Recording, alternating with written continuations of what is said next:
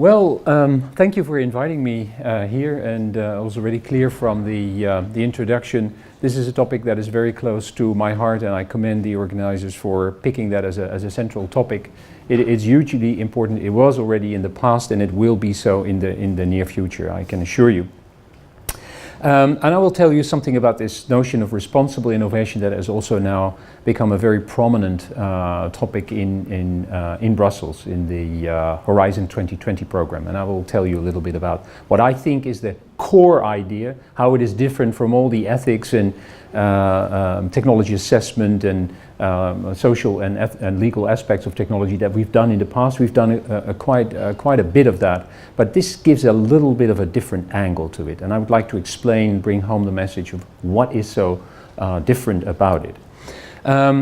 There are life-saving innovations, of course we know. There are life-altering innovations, there are disruptive innovations, there are frugal innovations even, the things that are invented here and then are made in a quite robust form, a more affordable form, and then shipped to developing countries, picked up there, and sometimes they come back and we have a better and robust technology which is cheaper here in the West. Many examples of that. Open innovations which embrace all the stakeholders that have a stake in the new technologies, that are affected somehow by the new technologies. So that is a democratic conception of innovation. And there is now this idea of responsible innovation. Now, this idea of responsible innovation starts with the idea that it's innovative, but is it good, right? It's not everything that is innovative, that introduces new functionality in society is actually good to have. These are examples of good things to have, but there are also examples of things that are not so good to have. For example, and we can think of many, many more, of course. The thumb screws, the atom bomb, asbestos and DDT, there are some footnotes to be put there. So the first question that we have to ask with respect to new technologies and innovation is, it's innovative, but is it good? This is an example, an obvious one that I just bumped into. This is a spoon that helps people with a really bad tremor, or kind of, for example, they're suffering from Alzheimer or neurodegenerative diseases, and it compensates for the motor movements that are involuntary. So they couldn't eat soup or they couldn't eat anything just by themselves, but now they can. It's a simple thing. It's the outcome of a decent engineering. It's applied, and it changes the quality of life for people really dramatically. Now let's look at another one I just bumped into. That's the idea that the Internet of Things has arrived, that RFID chips have arrived, and you can just order everything that you're running out of in your fridge and in your household. You can just push the button, and if you want some more macaroni and cheese produced by the firm Kraft, you just push that button that is stuck onto your fridge, and it will automatically order a new supply. Now that all sounds really, really interesting. But of course you can see to what this could lead, a proliferation of this stuff. How many stuff have you in your kitchen or lying around in your household? And of course you can stick it everywhere, and before we know it is just out of control. Is this a good idea? Well, we should really pause and think about this. So a contrast between two simple examples. Let's see ask ourselves when we start about things, is it good, right? Let's aim at solving problems that are urgent and matter greatly, where we can make a real difference in the world.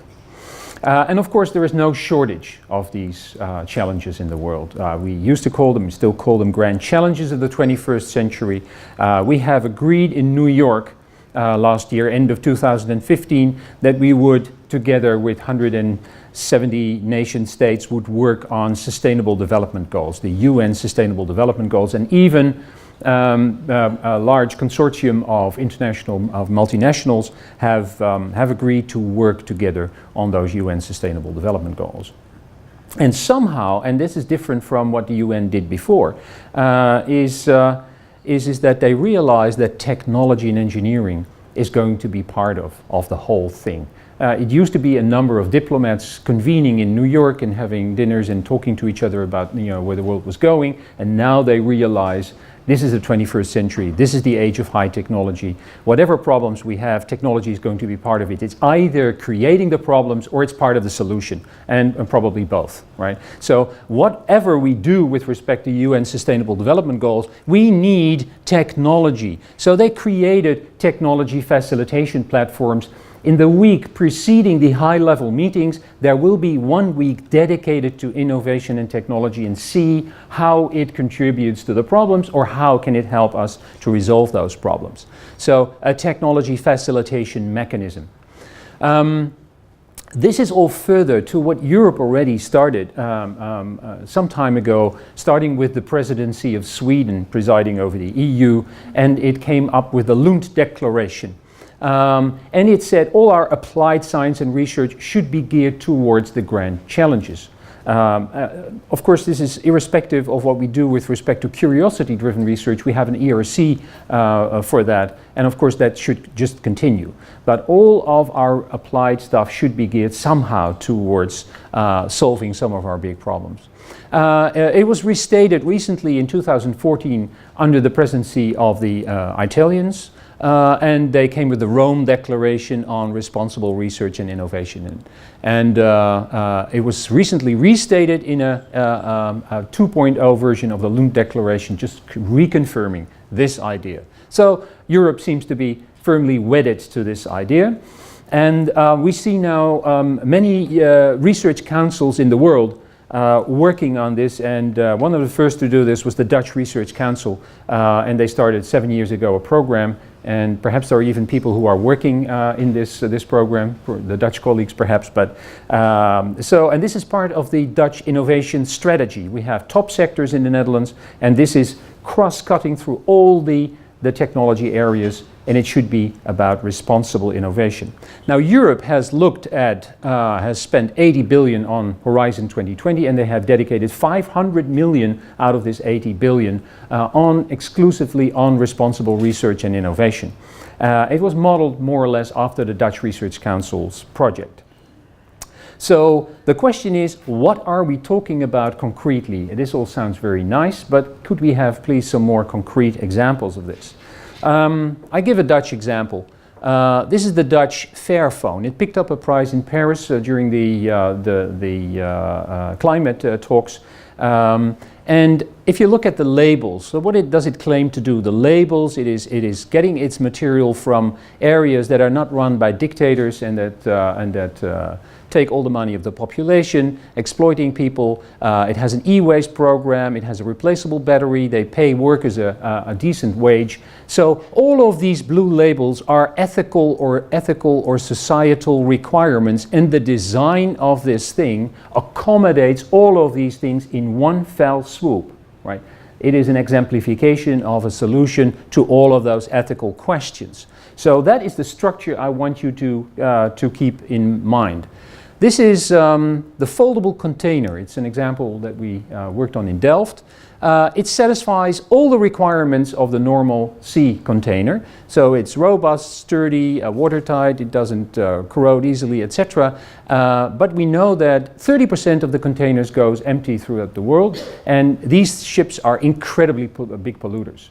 So if we can put 4 containers in the space of 1, and we can leave the infrastructure unchanged, so we don't have to change the cranes, the ships, etc., the infrastructure, that could be a great advantage. So we have added sustainability to all the requirements that we had here. Now this arrangement satisfies all of those requirements plus this one, right? This is a plan for tidal energy in the Netherlands, southwest, close to Belgium, here where we are. This is the Grevelingen. This is a storm surge barrier, so that's protecting the Dutch against floods. So it's a safety device. But it's also a way to manage the salt and fresh water, so manage the ecosystem, and it's generating energy. So 3 functionalities in one design, right? One clever design and 3 things that are societal, ethical demands, sustainability, safety, and energy together. Or you could put a mobile data center next to the glass houses. This gives off the heat and it's used to warm up the glass houses. Interesting combination. Or we could have street lighting on demand. So you have safety, sustainability, and security. It's just applied where you need it. Or we can have sustainable search engines. Every search contributes to planting trees. Right? Or we could have turtle excluder devices. It's an adaptation of an ordinary fishing net which lets the dolphins and turtles escape through this space. Right? So you can carry on with doing what is good to do, namely fishing. We assume for a moment that it's okay to do so, but we are not incurring the cost of killing innocent and valuable animals. This is what we do in the Netherlands. So we firm up the coast. We have some problems with water in dunes, but people come to the coast and they spend their time there for leisure purposes. So we come and we have ugly cars and a parking problem. Now what we do is we have safety, recreation, and environment combined in one design. Or we have the redesign of the Afsluitdijk here in the north part of the country, big civil engineering project. What we do is we build with and for nature. So we have areas where fish and birds migrate, and so it's very good for nature. We apply all kinds of renewable energy that we have in the design, and so we combine mobility, recreation, and wildlife. Again, all of these societal, ethical demands, and they're satisfied, accommodated by one design. Another example, this is a new, they were using some minerals in the bitumen, in the asphalt, and it creates more traction. It is light saving because it reflects the little light that we apply, and they're more quiet. So 3 things: noise reduction, more traction, road safety, and saving energy in lighting, so sustainability. 3 things combined. This is why we call these inventions or innovations smart. It strikes us as very smart because they're solutions to a societal problem. We need to do this, that, and that. Right? Keep that in mind, because that, I think, is the distinctive structure of responsible innovation. Or you could, if you want to ship anti-diarrhea kits to Africa and make it available to kids that need it, you could graft it upon the supply chain of Coca-Cola, because we know that the penetration of Coca-Cola in Africa is superb. Right? So supposing that it's okay to distribute Coca-Cola in Africa, then you might as well graft this life-saving, very cheap things and affordable stuff onto it. Very interesting combinations. Or we could look at light. This is a very cozy lamp. We like this kind of yellow light, but of course it's very energy inefficient. 95% of the energy leaves the bulb, not in the form of light, but in the form of heat, and that is a loss. So we've come up with this. Very energy efficient, but not very cozy to have in your kind of study, right? So MIT has come up with a nano coating that propagates all the kind of heat back onto the filament, and it's very efficient. So you combine the cozy yellow light with energy efficiency. Very interesting combination. Strikes us as smart because it satisfies 2 or more things that we want, desperately want. So all of these are very nice examples, and probably you have thought of some of them yourself, right? And you can go on and on and on. In Delft, in our research group, we collate these examples and we describe them in some detail. We make case studies out of them. Our master students do that. Our PhD students incorporate them in their work, and we study them in different ways. Now, what are they examples of? I think of a key feature of responsible innovation. That is design of new functionality that allows us to expand the set of obligations that we can satisfy. That is it. I will explain that. It is a definition that is also that we put in this report to the European Commission. It's a report, Responsible Research and Innovation, Strengthening Options, Strengthening Responsible Research and Innovation, yeah. And it has as a core definition, this is a little bit of text, but what in any case responsible innovation means is that you, at the moment you are embarking upon the introduction of a new innovation or a new piece of technology, you have to obtain as much as is possible the relevant knowledge on the consequences of the outcomes of your actions and the range of options that are open to you. That's not rocket science, right? And you would like to ideally evaluate the consequences of actions and options open to you in terms of the values that matter. Autonomy, safety, security, sustainability, and all the examples that I gave. So A and B is what we traditionally do. The difference is the following. It's moving to C here. You use these considerations, these ethical considerations, as not as just contributions to a very nice philosophical, ethical conversation. You use them as requirements for your design. Right? Use these considerations under B as requirements for design and development of new technology projects and services leading to moral improvement. And I will expand this idea of moral improvement. And I think there are two new ideas here, two new ideas.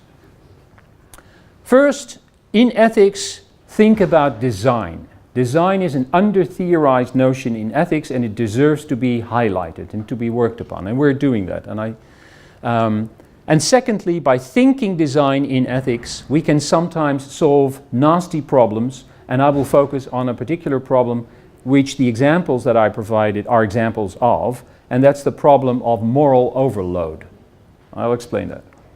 So first, how to do ethics now and to think about design in this context.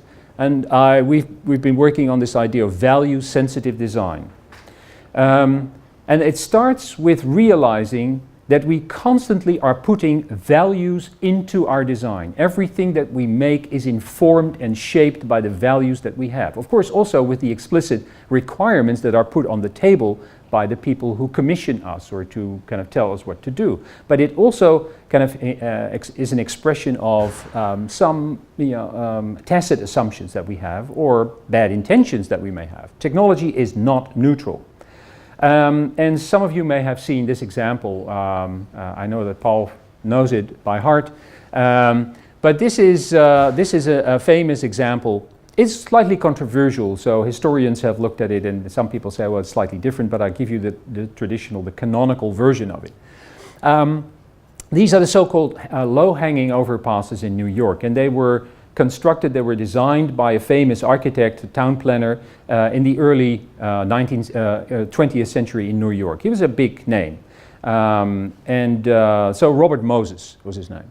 And it turns out, on the basis of an analysis of his work and his life, that he was a little bit of a racist.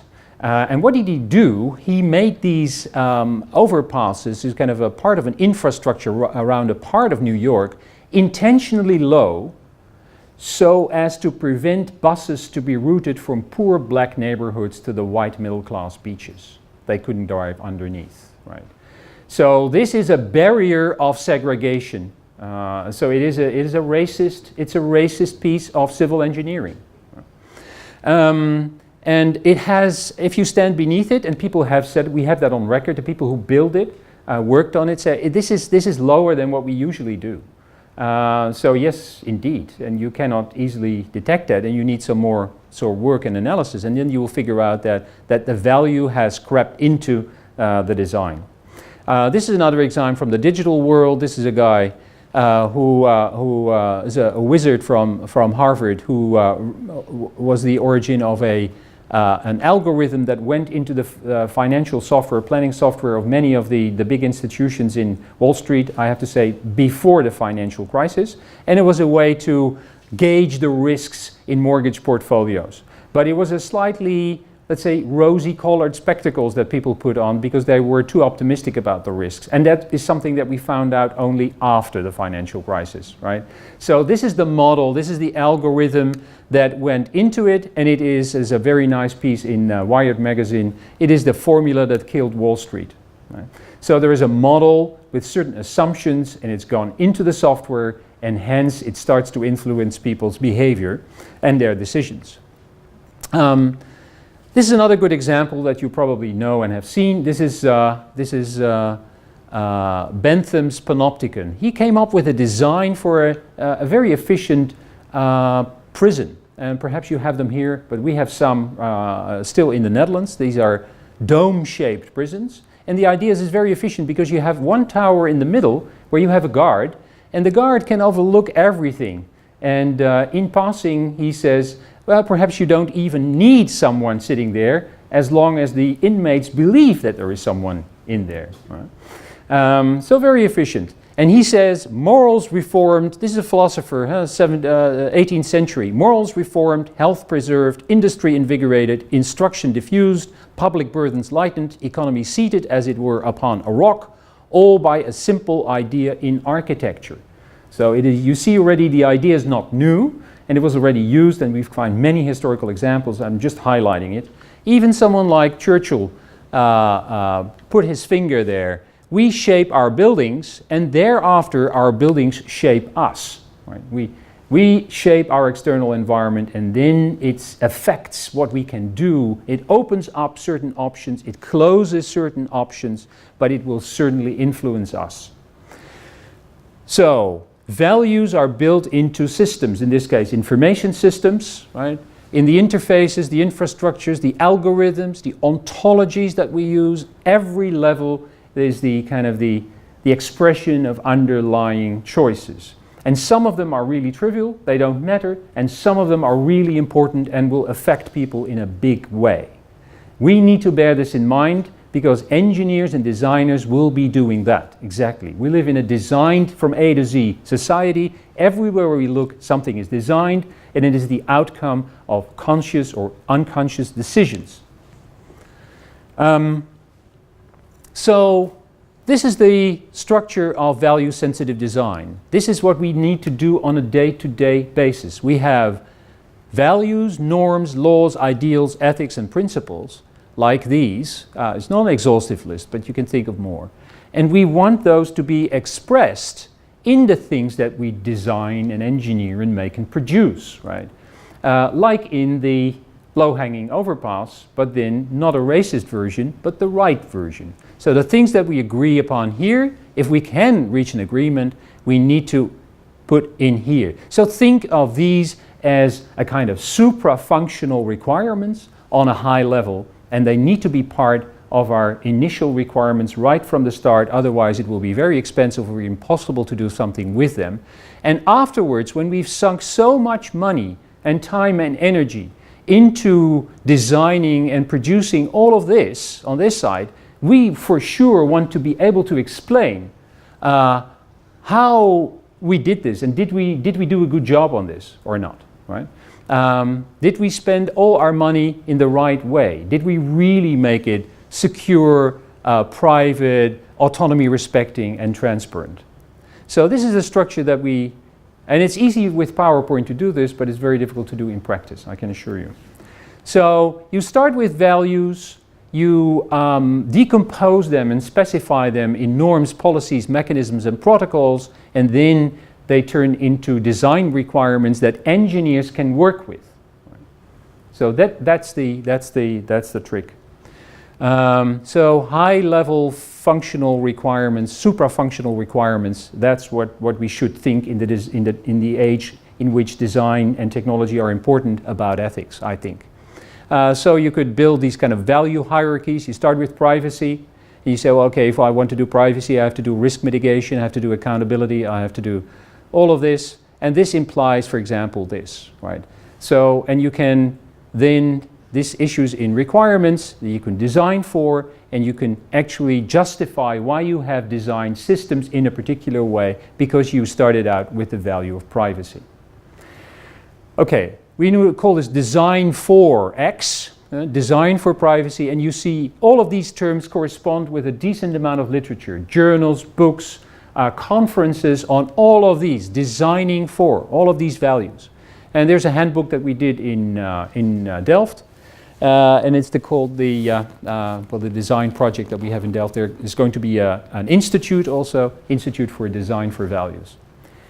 But this gives rise for sure to the problem of value pluralism, that we want so many things. We want this, that, and we want to really do a really good job.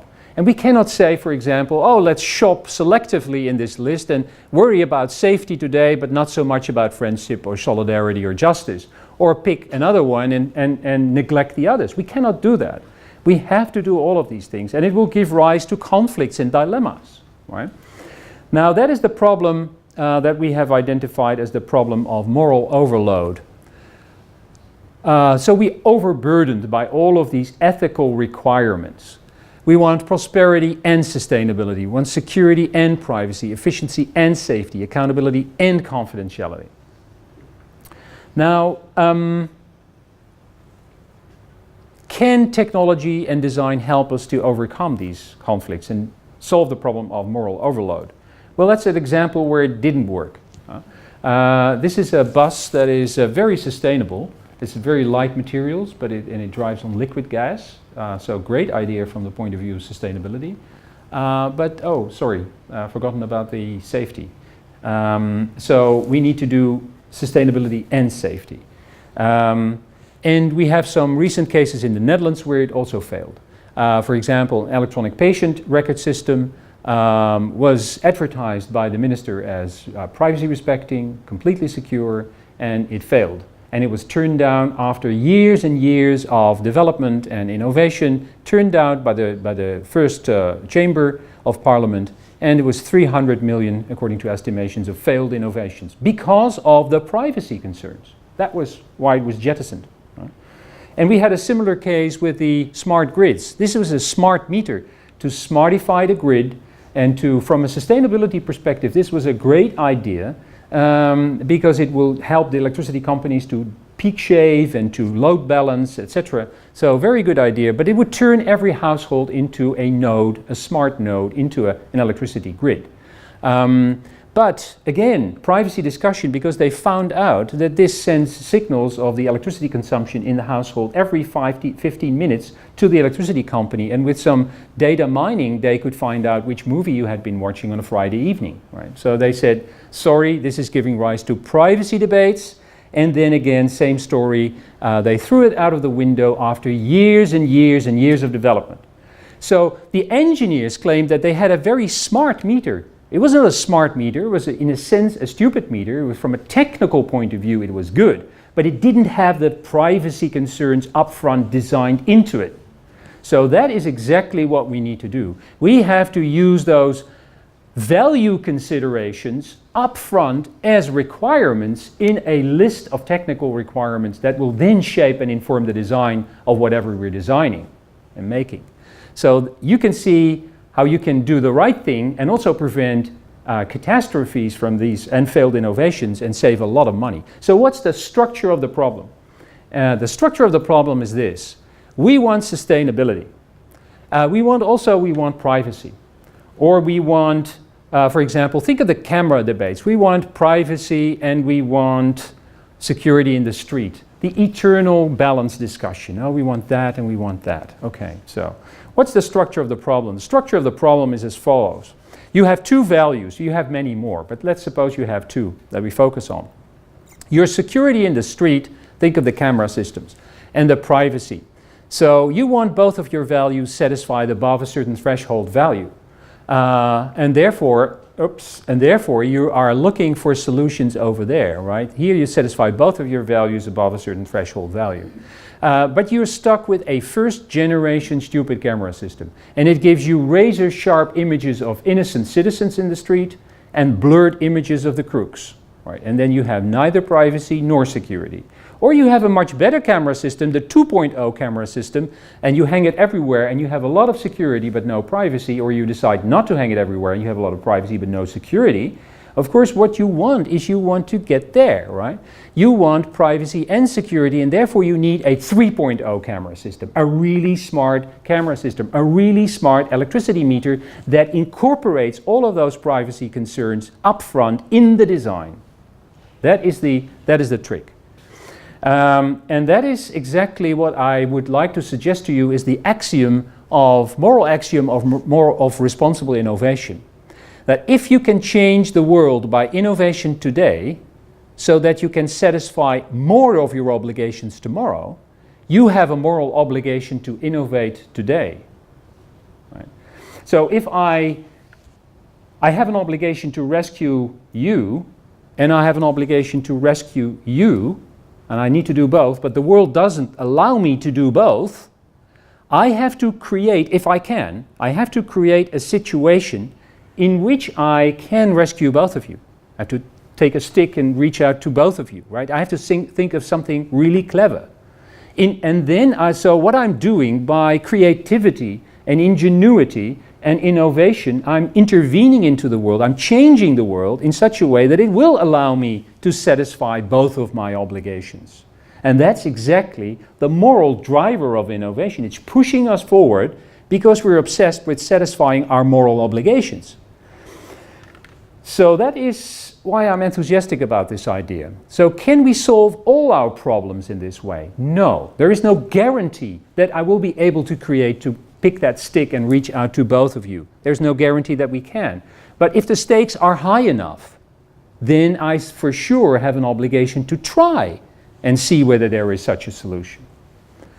And there are some very good examples. Some very important problems can be solved. This is privacy by design. It's now required by the new European data protection laws that will be enforced in 2018. The default is privacy by default and privacy by design. So you have to really think about the design of your system in such a way that the likelihood of privacy violations will go down. And there is a good amount of work to be done here. Consultancy firms, IT firms are working on this already. And another very good example is in the sustainability area. I mean, in the 70s and 80s, people were worried about what the Germans were doing. The Green Party was, the protesting people were in the street and they were chaining themselves to every factory they could find. And so people were worried about economic growth and progress but think how they dealt with it. They've innovated themselves out of the problem. They are now market leader in clean tech and in renewables. So they had to move to the right upper hand white square because they couldn't say, oh, let's forget about the environment. Oh, let's forget about economic progress. They had to do both. And it's because of that moral or political urge that they had to do something, had to be creative. So you can make it easy on yourself, but you will forego for sure options of innovation. So I think values can act as drivers of innovation. We can have moral progress by innovation. And moral progress is here just defined as expanding the set of obligations that you can satisfy. In a moral dilemma, you just pick one person to rescue, and you're sorry that you cannot rescue the other person. Now you have transformed the situation in such a way that you have expanded the set after your intervention to two obligations that you can satisfy. As in all the examples that I gave in the beginning, right? It is the innovation that strikes us as smart because we've managed to do better from a moral point of view. And we are running out of time, I have to say. We have to do this more quickly. If you look at, the CO2 emissions and all of our cogitations and deliberations in the Limits to Growth Club of Rome, the Brundtland Report, the movie by Gore, Inconvenient, and now we have Paris, and then we have China. But it took us quite a while. There's no influence, and we will have more of those problems to worry about. We will have robotics to worry about. We will have big data to worry about. We have AI and machine learning on our doorstep. So I think this is we have to speed up, and we have to be really good at this game. I think the future could be bright if we make it responsible. Thank you.